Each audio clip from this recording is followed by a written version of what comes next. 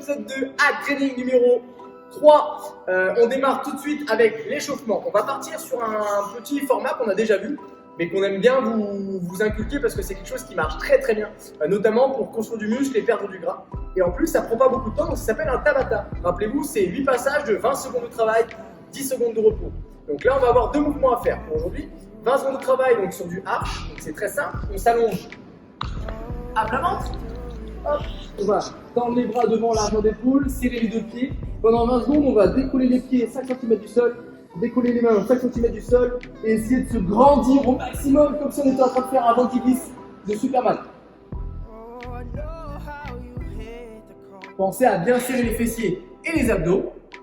10 secondes de repos et ensuite on va avoir 20 secondes de travail sur les obliques pour travailler les abdos. C'est très simple. Je vais m'asseoir, m'allonger sur le dos, jambes fléchies. D'accord. Plus je suis fort sur les abdos, plus je peux écarter les talons. Je vais décoller mes épaules du sol. Et là, mon but, ça va être de toucher mon talon à droite, mon talon à gauche. En gardant les épaules décollées, d'accord. Ne relâchez pas les épaules. Redressez et venez toucher. Donc pendant 20 secondes, le maximum d'aller-retour là-dessus. Et voilà pour l'échauffement. Donc on va réveiller les abdos sur cette position. Et on va réveiller les abdos, le dos et les fessiers sur l'autre position. À vous de jouer. Allez, et on continue l'entraînement avec un peu de mobilité et premier mouvement, la dislocation. On l'a déjà vu sur les séances précédentes. Une prise suffisamment large et je viens faire passer un manche à balai de mon bassin jusqu'au niveau de mes lombaires, donc de mon bas du dos, en m'auto-grandissant au maximum et en essayant de bien faire passer mes deux épaules en même temps.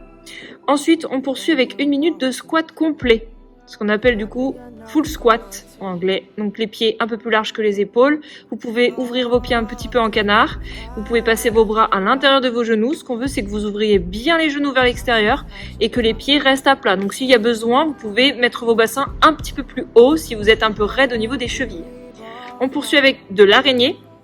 Donc c'est un mouvement qu'on va décomposer. On commence par un squat en premier. On avance ses mains jusqu'à arriver en position de planche, en gainage. On fait une pompe, la poitrine touche le sol.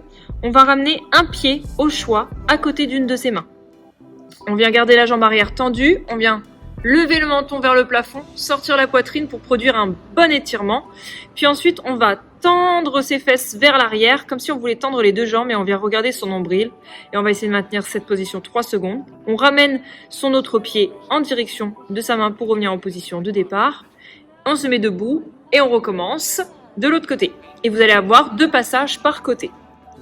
On poursuit avec un petit peu de mobilité au niveau des poignets. Mettez-vous à 4 pattes et mobilisez vos poignets dans tous les sens. Les doigts à l'intérieur, à l'extérieur, sur le dos de la main, sur le bout des doigts, sur les poings. N'hésitez pas à mettre du poids au maximum pour bien échauffer vos poignets. Ok, une fois qu'on a fait tout ça, on va pouvoir se retrouver pour le wood maintenant qu'on est bien chaud, bien déverrouillé.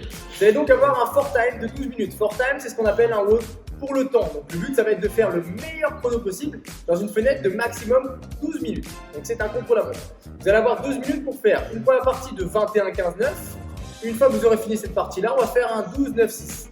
Première partie, vous faites 21-15-9, push-up, air squat. Très simple, on a déjà vu ces mouvements, on les reprend, c'est des mouvements de base mais qui marchent extrêmement bien, surtout quand ils sont bien réalisés. Main largeur d'épaule, pied largeur de hanche, bras tendus, mes fessiers sont serrés, mes abdos sont très forts, j'engage ma poitrine dans le sol et je reviens bras tendus. Si c'est trop compliqué, faites sur genou. Si vous commencez sur pied, finissez sur pied. Si vous commencez sur genou, finissez sur genou. Sauf si c'est vraiment trop simple. Une fois que j'ai fait ça, air squat, pied largeur de hanche ou un petit peu plus large que mon bassin.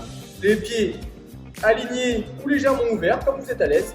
Je me grandis, je sors la poitrine et je viens essayer de poser mes fesses sur mes talons en restant le plus droit possible et en ayant une belle amplitude en gardant les talons à plat. 21 pompes au sol, 21 air squat, 15 pompes, 15 squats, 9 pompes, 9 squats. Une fois qu'on a fait ça, on va enchaîner sur un 12-9-6 sur des pike push-up et des jumping lunges. D'accord? Donc des fentes sautées. Pike push-up, c'est très simple. Vous allez vous mettre les pieds et les mains assez proches pour avoir les fesses en l'air.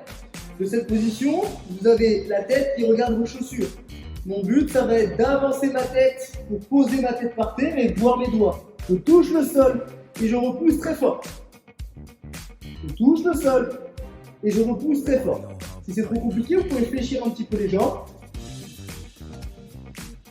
Si c'est encore trop compliqué, n'hésitez pas à mettre quelque chose sous la tête, peut-être un livre un coussin, quelque chose qui va réduire l'amplitude, de sorte à ce que vous ayez une amplitude un petit peu plus courte, d'accord, pour réussir ce mouvement-là, que vous aurez pris le temps de tester avant, bien sûr. Et ensuite, vous allez avoir des jumping lunges, donc c'est tout simple, c'est des fentes sautées. D'accord, donc là, pareil, si vous êtes à l'intérieur, je vous conseille peut-être de mettre des chaussures, parce qu'en chaussettes, ça peut glisser si vous êtes sur du carrelage, du parquet ou autre. D'accord, donc je suis dans cette position, en fente, je saute et j'alterne. Le but, c'est que mon genou arrière touche le sol. Si jamais vous avez peur de vous faire mal sur du carrelage ou autre, arrêtez-vous à 5 cm du sol. D'accord, ça va un truc comme ça. Hop, 1, 2, 3, 4, 5, etc. Jusqu'à 12. Puis ensuite, 9 pike push-up, 9 fentes en sautant, 9 jumping lunges. Et ensuite, 6, 6. Quand vous avez fini tout ça, là, vous pouvez créer time, c'est-à-dire que vous avez fini. Donc, vous regardez le score que vous avez fait, le chrono que vous avez mis pour finir cette séance-là. Ok, vous allez donc pu découvrir un format qu'on utilise énormément en CrossFit, le format du 21-15-9, qui est très connu en CrossFit. On espère que le fait d'avoir fait ce petit format-là vous fait profiter du format CrossFit et vous apprend progressivement à découvrir cette activité qui nous plaît tant. Et vous allez du coup vous bagarrer sur des mouvements qui changent un petit peu, donc des mouvements aussi bien basiques et très efficaces comme les pompes, les squats, comme des mouvements un petit peu plus orientés CrossFit, comme les pike push-up ou encore les jumping lunges. On vous souhaite très bon courage et on se retrouve pour la prochaine séance.